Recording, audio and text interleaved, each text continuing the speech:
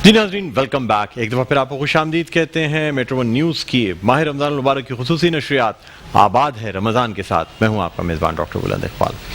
नाज़रीन, सिलसिला है रोज़ा और सेहत का। ये सेगमेंट आपको बताते चलें कि doctor Isa laboratory and diagnostic centre के ताउन से पेश किया जाता है। ख़ास तौर पे हमारे इस सेगमेंट का मकसद जो है वो पब्लिक सर्विस मैसेज है, यानी आम लोगों की आगाही के लिए, अवेयरनेस के लिए ये सेगमेंट ख़ास तौर से पेश किया जाता है और ये सेगमेंट ईसा लैब जो है उनकी जानिब से पेश किया जाता है।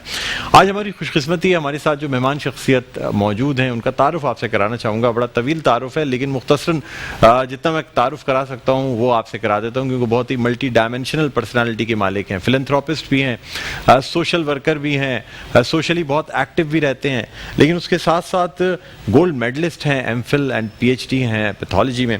और प्रोफेसर डॉक्टर फरहान ईसा अब्दुल्ला हमारे साथ हैं। अस्सलाम वालेकुम फरहान भाई, आपको खुशामदीद कहते हैं। और नाज़रीन को बताना चाहेंगे कि डॉक्टर फरहान ईसा अब्दुल्ला जो हैं वो सीईओ हैं, यानी चीफ एग्जीक्यूटिव ऑफिसर हैं, जो आप ये कह सकते हैं कि पाकिस्तान की one of the largest labs हैं, यानी doctor Isa laboratory and diagnostic centre के।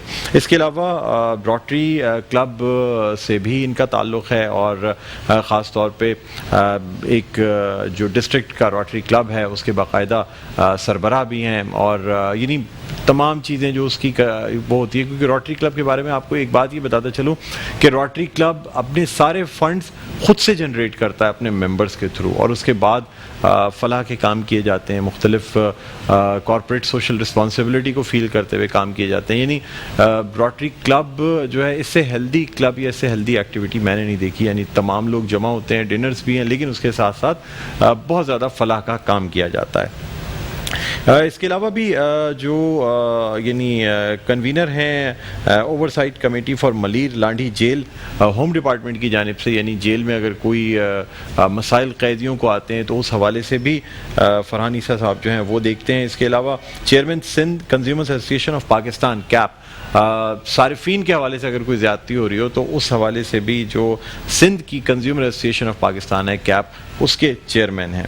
और इसके अलावा भी स्पोर्ट्स की बात की जाए तो पूरी फैमिली डॉक्टर ईसा अब्दुल्ला से लेके जितनी भी निहाल हों और बाकी जो इनके ब्रादरान हैं वो तमाम, और टेबल टेनिस तो आप ये समझ लें कि इनका फैमिली स्पोर्ट्स है, यानी जिसमें हमने खुद देखा है हमारे कॉलेज में बाकायदा, बल्कि फरहान भाई खुद भी बड़े अच्छे प्लेयर हैं। इसके अलावा स्पोर्ट्स की जितनी एक्टिविटीज़ होती हैं जिसमें सपोर्ट की ज़रूरत होती है तो डॉक्टर फरहान ईसा अब्दुल्ला जो हैं वो ख़ास तौर से स्पोर्ट्स की सरपरस्ती फरमाते हैं, स्पोर्ट्स इवेंट्स की, और अपनी पर्सनल कैपेसिटी में भी और डॉक्टर ईसा लैब की जानिब से भी। फरहान भाई बहुत बहुत खुशामदीद कहते हैं आपको। मैं ज़्यादा कंफर्टेबल आपको फरहान भाई कहने में होता हूँ। प्लीज़ डू, और thank you very much for inviting. आपका प्रोग्राम बहुत अच्छा चल रहा है और मैं थोड़ी देर पहले से आया हुआ था। इतना अच्छी नात ख्वान और इतनी अच्छी इन्फॉर्मेटिव गुफ्तगू हो रही थी, और ख़ासतौर पे फितरे के बारे में जो मैंने आपसे इधर चीज़ें सीखी वो मेरे लिए भी यूनिक थी। तो आई थिंक ऐसे प्रोग्राम्स बहुत होने चाहिए और बहुत ही इन्फॉर्मेटिव प्रोग्राम था। Thank you sir, thank you. अच्छा फरहान भाई, कुछ बात करना चाहेंगे। अब जाहिर सी बात है कोरोना का इतना फैलाव, और माशाल्लाह शुरू से ही आप इसमें एक्टिव रहे, यहाँ तक कि सबसे पहले हमें बताइएगा कि जो field isolation centre expo centre में बनाया गया, अब जाहिर सी बात है एक्सपो सेंटर हॉस्पिटल नहीं है, एक्सपो सेंटर तो एक एग्जीबिशन लगाने के हॉल्स मौजूद थे। चलें, बेड्स तो आ सकती हैं, मतलब बेड्स आ सकते हैं, चीज़ें आ सकती हैं, वो हो सकती है, लेकिन लैब इस्टेब्लिश करना is not an easy task. और आपने वहाँ पे कंप्लीट लैब इस्टेब्लिश की, यानी सिर्फ ये नहीं कि एक कोविड के टेस्ट किए जा रहे हों, बल्कि बाकी दीगर टेस्ट, क्योंकि एक मरीज़ अगर बीमार है तो उसके और भी टेस्ट होने हैं, ब्लड टेस्ट भी होने हैं, इलेक्ट्रोलाइट्स भी चेक करने हैं, किडनी का भी टेस्ट करना है। फिर कैसे मुमकिन हुआ? देखें, आपने बड़ा अच्छा सवाल पूछा, और आई थिंक ये मैं सिर्फ अपनी लैब के बारे में नहीं बल्कि पूरा जो जितने भी लोग शामिल हैं आइसोलेशन सेंटर को इस्टेब्लिश करने के क्राइसिस में, वो सब ने मतलब बहुत बड़ा कंट्रीब्यूशन था। लैब भी हमने वहाँ पे जो लगाई, जो फ्री सर्विसेज दे रही है, वो इसलिए एसेंशियल थी कि ये जो पेशेंट जो कोविड पॉजिटिव ही सिर्फ वहाँ पे एडमिट होते हैं और उनके अंदर दूसरे कोमॉर्बिड्स अगर हों, डायबिटीज़, ब्लड प्रेशर और दूसरी बीमारियाँ, किडनी, लिवर, तो वो ज़्यादा वर्सन हो सकते हैं। उसकी मॉनिटरिंग होना बहुत ज़रूरी है कि उनकी कि वो ठीक भी हो सके, उनकी रेगुलर ट्रीटमेंट्स होती रहें। तो ये एसेंशियल था। जब ये एसेंशियल हमने रियलाइज़ किया और हमने देखा कि इस वक्त फंड्स की भी कमी है, चीज़ें पहली दफ़ा हो रही हैं, क्राइसिस हो रही हैं, तो हमने कहा कि हम ईसा लैब की तरफ से एक फ्री लैब सर्विसेज जो हैं वो आइसोलेशन सेंटर पे फॉर ऑल पेशेंट्स देयर जो भी एडमिट होते हैं वो हम स्टैब्लिश करें। और माशाल्लाह हमारा 40+ स्टाफ के साथ, पैथोलॉजिस्ट के साथ जो टीम है जो 24 घंटे वहाँ पे सर्विस दे रही है। मैं समझता हूँ ये हमारी खुशनसीबी है कि हमें मौका मिला कि ऐसे क्राइसिस में पार्टिसिपेट करने का, जो कि मैं समझता हूँ एक जहाद है। इसके अलावा भी जो वहाँ पे ऑर्गेनाइजेशंस काम कर रही हैं, मैं समझता हूँ आर्मी की लीडरशिप में जिस तरह से उन्होंने 12-15 दिन के अंदर, 10 से 12 दिन के अंदर इसको सेटअप को स्टार्ट किया, गवर्नमेंट भी ज़ाहिर सपोर्ट कर रही थी, volunteers, red crescent, rotary international, scouts, Saturday welfare group और ऐसी बेतहाशा तंजीमें जो उसमें शामिल हुई, कंटेनर सिटी बना, ये एक मिरेकल है। और आई थिंक कि जितना अच्छा काम कराची एक्सपो सेंटर पे आइसोलेशन सेंटर हो रहा है, ये एक एग्जाम्पल है, सिर्फ कराची के लिए नहीं, सिंध के लिए नहीं, पाकिस्तान के लिए नहीं, बल्कि वी शुड बी प्राउड कि इंटरनेशनली इसके सराहा जा रहा है इसको। अच्छा, तो कितने दिन में आपने सर ये लैब इस्टेब्लिश की? सर हमने तो 3 दिन लगे हमें। मतलब जिस वक्त ये आइसोलेशन सेंटर की वर्किंग होने से 4 दिन पहले हमारी लैब वहाँ पे इस्टेब्लिश हो चुकी थी। अच्छा, यानी 4 दिन पे ये आइसोलेशन सेंटर स्टैब्लिश होने से स्टार्ट होने से पहले स्टार्ट हुआ था, काम हो रहा था उसके ऊपर, तो स्टार्ट होने से पहले हम रन कर चुके थे। और हमने ना सिर्फ रन किया, हमने सिंध हेल्थ केयर कमीशन से उसको का ऑडिट भी करवाया, सारे रूल्स को फॉलो करते हुए वो हुई कि ये ना हो कि कोई चीज़ भी रह जाए जो कि as per Pakistan government laws जो है वो फॉलो नहीं हो रही हो। और इसके हिसाब से बहुत ऐसी चीज़ें आ रही हैं कि जो कि बड़ी इंफॉर्मेटिव हैं और ज़ाहिर रिसर्च भी चल रही है। और मैं बताता चलूँ कि पाकिस्तान के अंदर इतने ज़बरदस्त साइंटिस्ट हैं, चाहे वो कन्वेलेसेंट प्लाज्मा थेरेपी स्टार्ट हो रही हों या दूसरी चीज़ें भी हों, कि आई थिंक कि अगर उनको सरासर सपोर्ट किया जाए तो पाकिस्तान दुनिया में बहुत बड़ा नाम बना सकता है साइंसी तौर पे। अच्छा सर, कौन कौन से टेस्ट फील्ड आइसोलेशन सेंटर में परफॉर्म किए जाते हैं डॉक्टर ईसा लैब की जानिब से? जी, हम लोग वहाँ पे तकरीबन जो जितने भी टेस्ट लैब्स में जो पेशेंट्स को चाहिए होते हैं, चाहे लिवर के हों, किडनी के हों, हार्ट के हों, शुगर डायबिटीज़ के हों, लिपिड प्रोफाइल्स हो गए, यूरिया, क्रिएटिनिन, हार्मोन्स हो गए, ब्लड इन्फेक्शंस के लिए भी बल्कि ब्लड कल्चर्स वगैरह और दूसरे कल्चर्स भी वहाँ पे सैंपल्स करे जा रहे हैं। क्योंकि देखिए ना, ये मरीज़ जो हैं तकरीबन 500-550 हैं, फिर कम हो जाते हैं, फिर ज़्यादा हो जाते हैं, इनका प्रॉपर प्रोसेस चल रहा है और ये रिलीज़ भी होते रह जा रहे हैं। तो ये कि इनकी हर चीज़ की टेस्ट जो है, कोई भी रिक्वायरमेंट अगर अंदर से आती है वो हम लोग पूरी करते हैं जी। और चार्जेस क्या लिए जाते हैं? Zero sir, zero. मैंने जानबूझ के पूछा, मुझे पता था कि आपने फ्री लैब। नहीं, बिल्कुल it's a total free lab. इसकी पूरी कंट्रीब्यूशन जो doctor Isa lab as a national cause जो है वो कैसे मैनेज करते हैं सर? इतने महंगे टेस्ट होते हैं, जाहिर सी बात है आप डिस्काउंट भी दे दें तब भी सर कॉस्ट बहुत आती है, कैसे मैनेज? बिल्कुल जो है, बस अल्लाह ताला ने हमें ये दिल में डाला कि अभी कॉस्ट हमने देखनी नहीं है इस वक्त, ऐसा हमारा, बल्कि सब लोगों को ये देखना चाहिए। और मुझे बड़ा दुख होता है कि जो लोग इस वक्त प्राइसेस को बढ़ा के चीज़ें बेच रहे हैं, मास्क बेच रहे हैं या पीपीज़ बेच रहे थे, ऐसा उनको नहीं करना चाहिए। इस वक्त तो हमें as a national cause Pakistan के लिए आना चाहिए। और यहाँ पे हम लोग, ईसा लैब जो है वो हमेशा हर इस चीज़ में फोर फ्रंट पे रही है। ना सिर्फ यहाँ पे हमें अपॉर्चुनिटी मिली, हमने और हमारे फ्रेंड्स ने हमने मिल के नेवी के साथ काम किया और उर्मारा में, जो कि 600 किलोमीटर में कोई बलूचिस्तान में कोई मेडिकल फैसिलिटी नहीं है, जहाँ पे नेवी बहुत अच्छा काम कर रही है, फ्री सर्विसेज वहाँ पे लोगों को दे रही है। वहाँ पे भी मॉलिक्यूलर पैथोलॉजी की लैब स्टैब्लिश करी, हम लोगों ने राशन डिस्ट्रीब्यूशन भी किया, हम लोगों ने अल्हम्दुलिल्लाह एवरी डे हम लोग इसमें ऑक्यूपाइड रहे। हमने पुलिस की जो फ्रंट लाइन वर्कर्स हैं उनकी भी हमने अवेयरनेस सेशंस किए, उनको बताया कोरोना के बारे में, उनके बहुत सारे सवालात थे, कैसे बचाव करना चाहिए, इम्यूनिटी कैसे बेहतर करनी चाहिए, और उनके फ्री टेस्ट उनके भी किए। और पूरे सिंध के अंदर और इसमें बहुत, यानी मैं समझता हूँ खराज तहसीन है एडिशनल आईजी हमारे गुलाम नबी मेमन साहब और आईजी साहब मुश्ताक मेहर, जो कि खुद भी अपनी बड़ी केयर करते हैं, पूछते रहे कि कितने लोग पॉजिटिव आ रहे हैं। और रेगुलरली सारे पॉजिटिविटी तो है, आ रही है अभी पेशेंट्स के अंदर। तो आई थिंक कि ये और इससे ब्रिज भी हुआ गैप, क्योंकि जब पुलिस वालों को फील होता था कि हम लोग रोड पे खड़े हुए हैं, ड्यूटीज़ कर रहे हैं, कोई हमें पूछता नहीं है, ना कोई पानी पूछता है, ना कोई सलाम करता है, और तो एक बड़ा, और हम लोग उनको बुरा भला कहते थे काफ़ी, कम्युनिटी में, अपने आप को नहीं कह रहा लेकिन ओवरऑल। तो ये जो है ना, इससे बड़ा ब्रिज हुआ, उनको लगा कि कम्युनिटी उनकी उनकी केयर करती है, उनकी रिस्पेक्ट करती है। आई थिंक कि देखिए जब हम मोहब्बतों के रिश्ते बनाते हैं चाहे किसी भी तरह से, तो ये हम सबके लिए, खुद के लिए भी फ़ायदा होता है और आई थिंक कि इससे हम नेशन की तरफ बनेंगे। मैं समझता हूँ कोरोना इन्फेक्शन की वजह से हम काफ़ी लोग जो हैं वो कौम की तरह आ रहे हैं, लोग बहुत बढ़ चढ़ के उन लोगों ने डोनेशंस दी हैं आइसोलेशन सेंटर में भी और राशन डिस्ट्रीब्यूशन भी की। तो मैं समझता हूँ कि अभी रेड क्रेसेंट को भी कुछ कंपनीज ने स्पॉन्सर किया, वो भी काम कर रहे हैं टेस्टिंग का और दूसरी चीज़ों का। तो आई थिंक कि बहुत सारे लोग आए हैं। अब इसी एनर्जी को जो पॉजिटिव है और बगैर race, religion, culture, class, creed को देखते हुए काम हुआ है, इसी को बस हमारे लीडरान जो हैं, पॉलिटिकल लीडरान से मैं रिक्वेस्ट करूंगा कि इसी को लेके आगे बढ़ें। यही चीज़ हमारे कौम को जो है ना वो और स्ट्रॉन्ग बनाएगी और बुनियादों को स्ट्रॉन्ग बनाएगी। अब फरहान भाई, आप वैसे भी बड़े चैरिटी को ये काम करते थे, लेकिन मैं समझता हूँ कि डॉक्टर ईसा अब्दुल्ला के बाद से अल्लाह ताला उनको जन्नत में जगह दे, जन्नत नसीब फरमाए। मैंने खुद भी देखा आप कितने ज़्यादा उनसे अटैच और तमाम चीज़ें, उसके बाद से आपकी ये सोशल वर्क्स और चैरिटीज़ क्या और ज़्यादा बढ़ गई हैं, जो मैंने फ़ील की। जी बिल्कुल, मेरे वालिद साहब जब बीमार थे तो उन्होंने मुझसे कहा था कि फरहान ऑलवेज़ बी काइंड और केयर करो अपने लोगों के साथ, और उन्होंने कहा कि जो है वो हकूक़ुल इबाद का ज़रूर ख्याल रखना।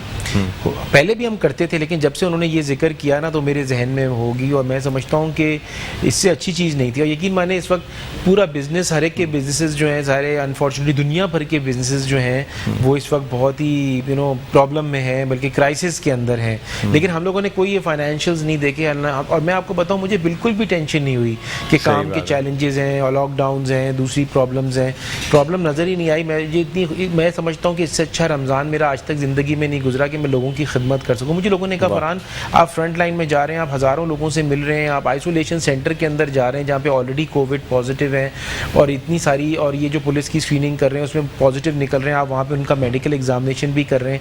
यकीन माने कि मुझे इतनी खुशी और इत्मीनान है कि अल्लाह ताला ने अगर मुझे मौका दिया, चाहे ये आखिरी मौका क्यों नहीं होता, मैं समझता हूँ कि मैं कभी कोई रिग्रेट्स नहीं, बल्कि मैं समझता हूँ कि अल्लाह ताला सबको ये मौका दे कि अपने लोगों की मदद कर सकें। और इसके साथ जो आपको सेटिस्फाई, मतलब अल्लाह ताला ही इसका रिवॉर्ड देने, हम रिवॉर्ड के लिए नहीं, अल्लाह ताला से बस माफ़ी में तलबगार हैं कि अल्लाह ताला हमसे जो गुनाह सरजद हुए जानबूझ के, बगैर जानबूझ के, अल्लाह ताला हमें माफ़ करे।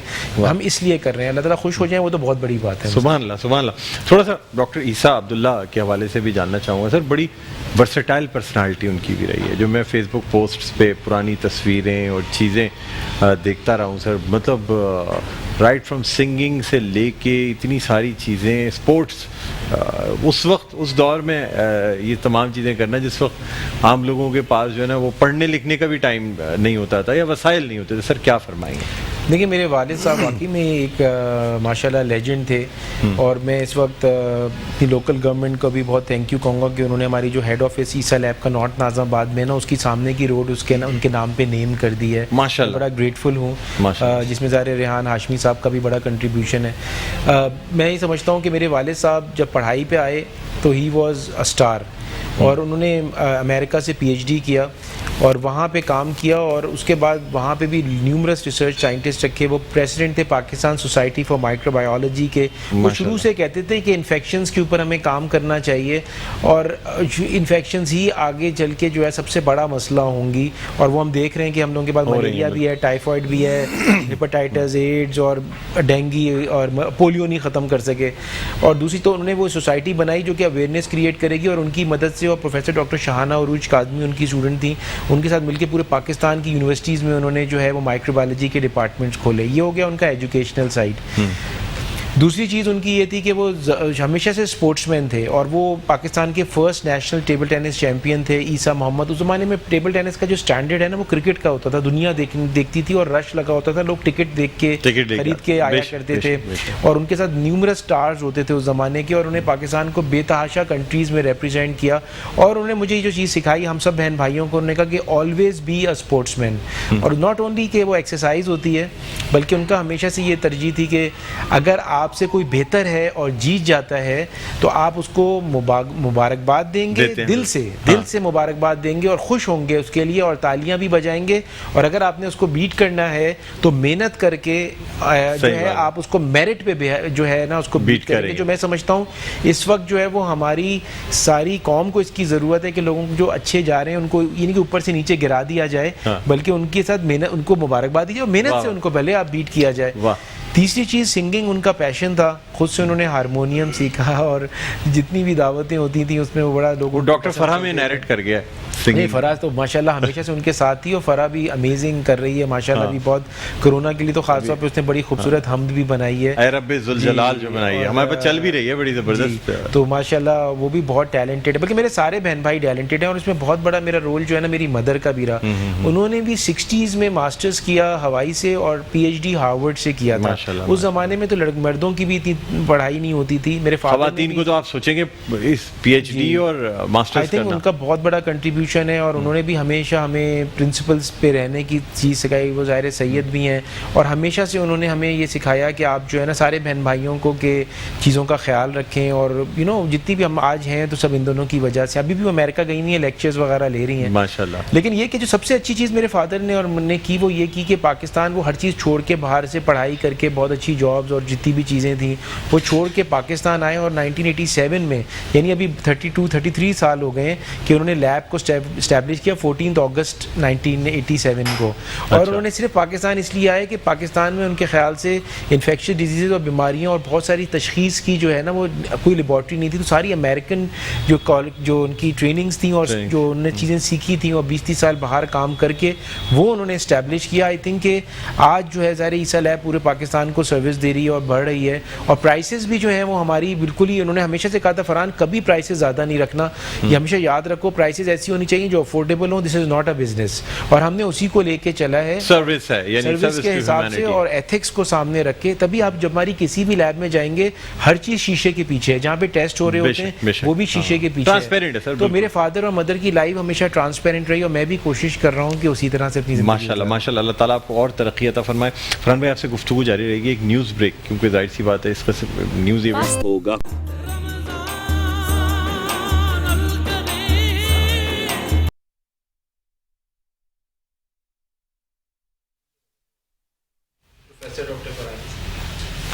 जी नाज़रीन, वेलकम बैक। एक दफ़ा फिर आपको खुशामदीद कहते हैं। मेट्रो वन न्यूज़ की खुसूसी रमज़ान की नशरियात आबाद है रमज़ान के साथ मैं हूँ आपका मेज़बान डॉक्टर बुलंद इकबाल और ये सेगमेंट है रोज़ा और सेहत जो कि डॉक्टर ईसा लेबॉरेटरी के ताबन से पेश किया जा रहा है। हमारे साथ मौजूद हैं प्रोफेसर डॉक्टर फरहान ईसा जो कि CEO हैं doctor Isa lab and diagnostic centre के। फरहान भाई से ब्रेक पे जाने से पहले हमारी बात हो रही थी ख़ास तौर पे कॉर्पोरेट सोशल रिस्पॉन्सिबिलिटी के हवाले से और ये कि किस तरीके से चीज़ों को मैनेज किया जाता है, किस तरीके से चीज़ों को चलाया जाता है, जो ये चैरिटी कर रहे हैं, जो ये लोगों की फलाह का काम कर रहे हैं। फरहान भाई मुझे बताइएगा कि अब जैसे मुख्तलिफ आपके पास नॉन अफोर्डिंग पेशेंट्स भी आते होंगे तो उनके लिए क्या किया जाता है? हाँ नहीं, इसके लिए भी हमारा इंटरनली सिस्टम है, अगर वो आएंगे और वो मैनेजमेंट को बताएंगे, क्योंकि हमारे हर सेंटर पे हमने यूनिक ये रखा हुआ है कि हमारे हर सेंटर पे एक मैनेजर इंचार्ज बैठा होता है या होती हैं, तो उनसे आके वो जिक्र करेंगे तो वो उनको हम हमेशा एंटरटेन करते हैं। और हमारा एक अलग है कि जो ज़िकात डिज़र्विंग लोग हैं उनको तो डेफिनेटली टेकन केयर ऑफ होते हैं। तो इसी वजह से मेरी आपके प्रोग्राम से भी है कि वो आके मैनेजमेंट से बात कर लें, वहाँ पे बैठे हुए होते हैं वो लोग फ्रंट एंड पे या शिफ्ट इंचार्ज से, तो दे विल टेक केयर। हम समझते हैं किसी को भी, और लोगों को ये अब पता भी चल गया ना कि इलाज हो ही नहीं सकता बगैर डायग्नोस्टिक्स के, क्योंकि अगर किसी को इस वक्त भी देखें कोरोना इन्फेक्शन अगर सिर्फ बुखार हो तो ये नहीं पता चल सकता कि वो कोरोना की वजह से है कि मलेरिया की वजह से है कि टाइफॉइड की वजह से है या कोई और हज़ारों किस्म में कि हो सकता है, सिर्फ टेस्ट से ही पता चल सकता है और टेस्ट से ही जो है वो फिर उसके बाद ही डॉक्टर्स जो हैं वो इलाज कर सकते हैं। तो हम नहीं चाहते कि कोई भी ऐसा स्टेप हो जिसमें पेशेंट जो है वो उसका इलाज उससे निगलेक्टेड हो और वो ना हो सके, तो हमारी पूरी ये कोशिश होती है। बल्कि इसके अलावा भी अगर कोई समझता है कि उसको अपने इलाके में फॉर एग्जांपल शुगर की टेस्ट करवाना है, कैसे डायबिटीज़ इतनी वबा की तरह फैल रही है या कोई और चीज़ करानी है, उसके हम स्पेसिफिक कैंप्स भी हैं जो हमारे पास हर रोज़ जो है कहीं ना कहीं कैंप लग रहा होता है।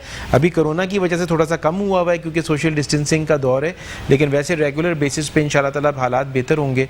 लेकिन मैं एक और बात कहता चलूँ, अब देखिए ईद आ रही है और जो है वो बहुत ज़रूरी है कि हम इस बात का ख्याल रखें अपने बड़ों का। देखिए ईद में हमेशा से ये होता है कि हम जाके अपने बड़ों से मिलते हैं, उनसे दुआएं लेते हैं, लेकिन आजकल जो है बहुत ज़रूरी है कि हम ख्याल रखें क्योंकि कोरोना इन्फेक्शन हमारे साथ रहेगी, वो भी गई नहीं है, तो हमें बहुत ख्याल रखना है कि बड़ों को कहीं इन्फेक्शन ना लगा दें या जो बीमार हैं उनको ना लगा दें, या जो डायबिटिक हैं या ब्लड प्रेशर है या एज़मा है उनको ना लगा दें, क्योंकि ये एक ऐसी बीमारी है जो 30 से 35% लोगों के अंदर कोई अलामात नहीं होती लेकिन वो वायरसेस को कैरी कर रहे होते हैं, और 50 से 60% हैं जिनके अंदर 2-3 दिन के लिए बुखार रहता है, जिस्म में दर्द रहता है, गला ख़राब रहता है, वो 2 पैरासीटामोल पैनाडोल लेते हैं, 2-3 दिन में ठीक हो जाते हैं। लेकिन वो जरासीम 14 दिन तक अलबत्ता जो है वो, या कभी कभार उससे भी ज़्यादा उनके अंदर होता है। तो ख्याल रखना बहुत ज़्यादा ज़रूरी है।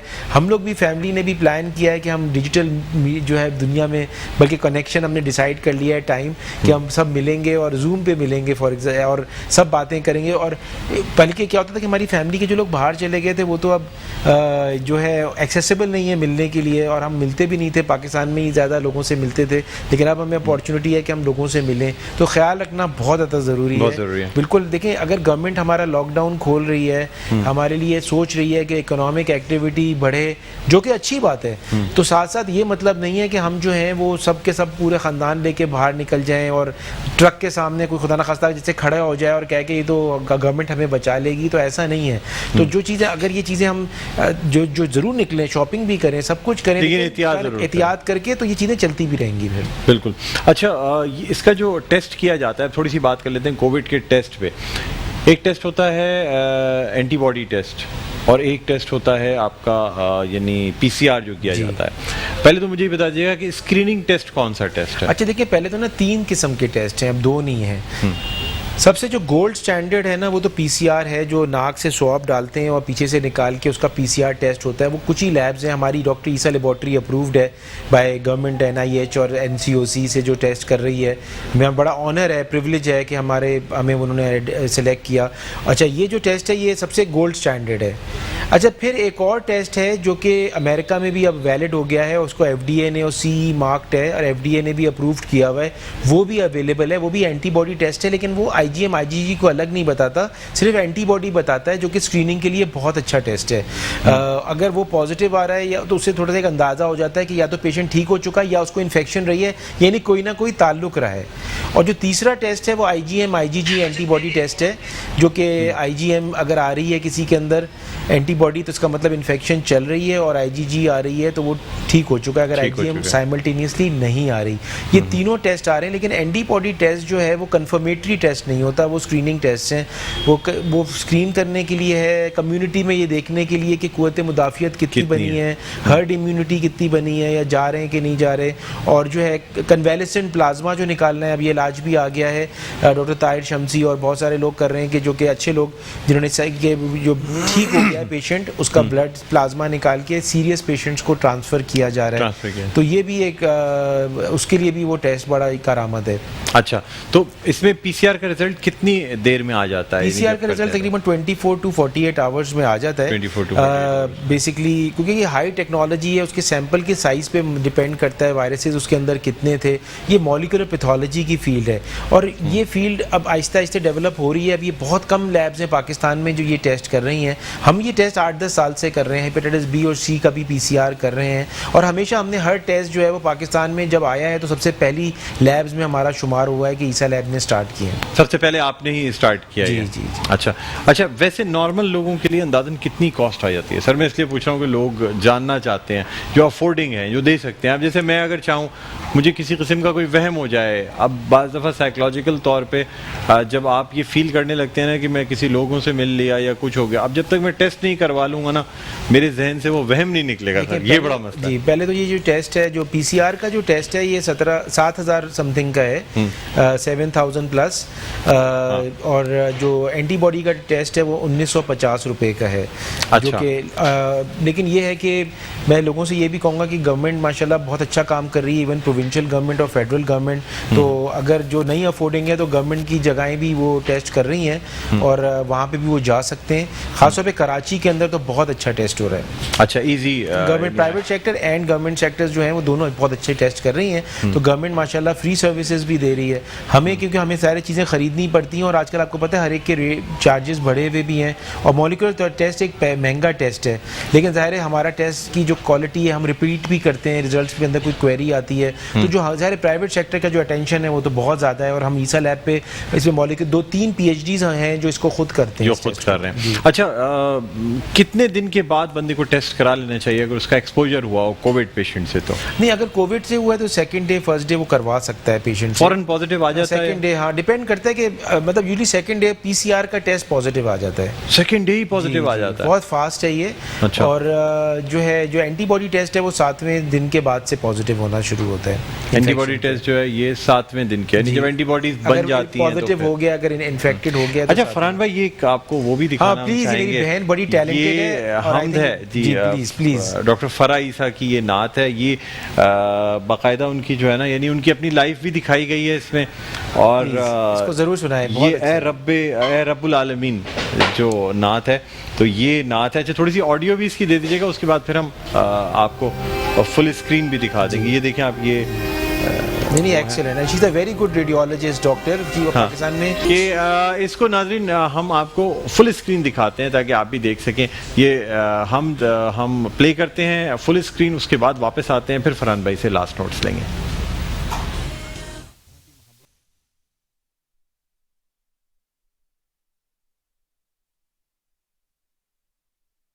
जी नाज़रीन, ये ख़ास तौर पे हमद जो है डॉक्टर फ़रा ईसा की आपने देखी होगी, हमारे साथ डॉक्टर फरहान ईसा मौजूद हैं।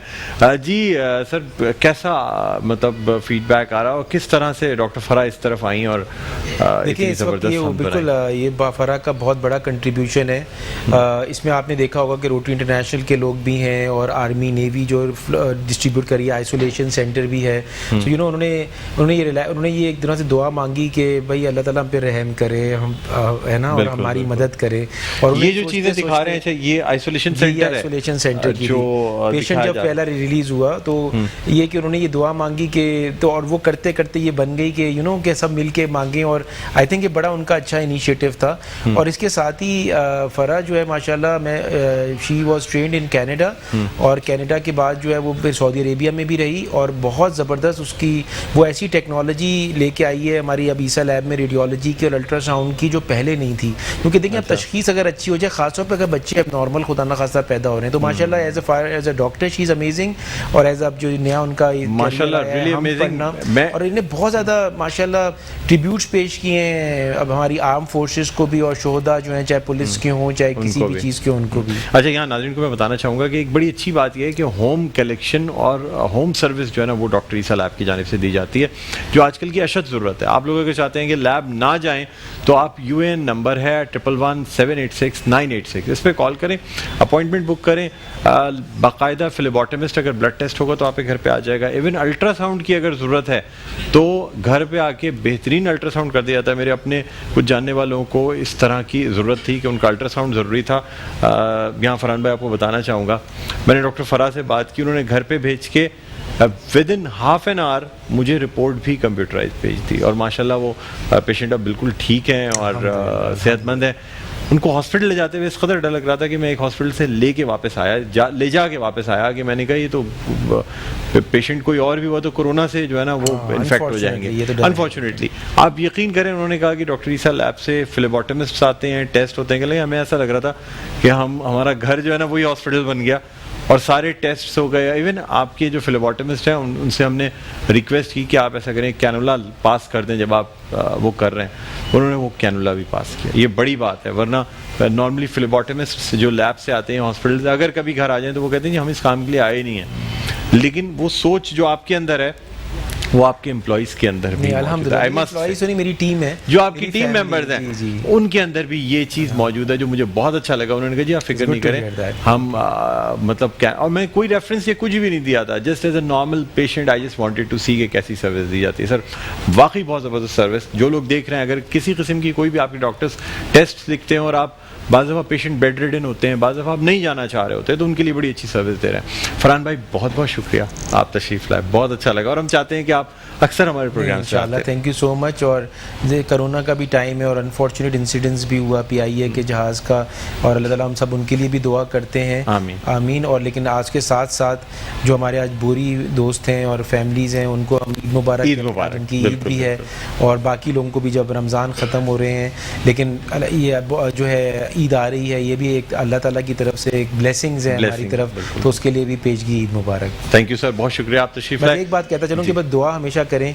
कि पाकिस्तान के लिए, हमारे मुल्क के लिए रमज़ान का आखिरी दिन भी हो सकता है आज कि इस साल का, लेकिन ये कि दुआ करें हमारे मुल्क को अल्लाह ताला सलामत करे और उसको आगे दुनिया में वो मुकाम दिलाए, हम भी मदद करें जो उसका डिज़र्व करता है।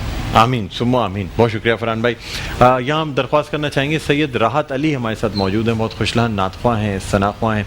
इनसे दरख्वास्त करेंगे कि बारगाह रिसालत में आप सल्लल्लाहु अलैहि वसल्लम हदिया नात पेश करने की सादत हासिल करें। सल्लल्लाहु अलैहि या रसूल अल्लाह वसल्लम अलैहि या हबीब अल्लाह। है सब्ज़ गुंबद वाले मंजूर दुआ करना, जब वक्त नज़ाए दीदार अता करना। ऐसा गुंबद वाले मंजूर दुआ करना, जब वक्त नज़ाए दीदार अता करना। मैं क़ब्र अंधेरी में घबराऊंगा जब तन्हा, इमदाद मेरी करने आ जाना मेरे आका, इमदाद मेरी करने आ जाना मेरे आका। रोशन मेरी तुर्बत को ऐ नूर खुदा करना, जब वक्त नज़ाए दीदार अता करना। मुजरिम हो जहाँ भर का, महशर में भरम रखना, रुसवाए ज़माना हो दामन में छुपा लेना, रुसवाए ज़माना हो दामन में छुपा लेना। मक़बूल ये अर्ज़ मेरी मंजूर खुदा करना, जब वक्त नज़ाए दीदार अता करना।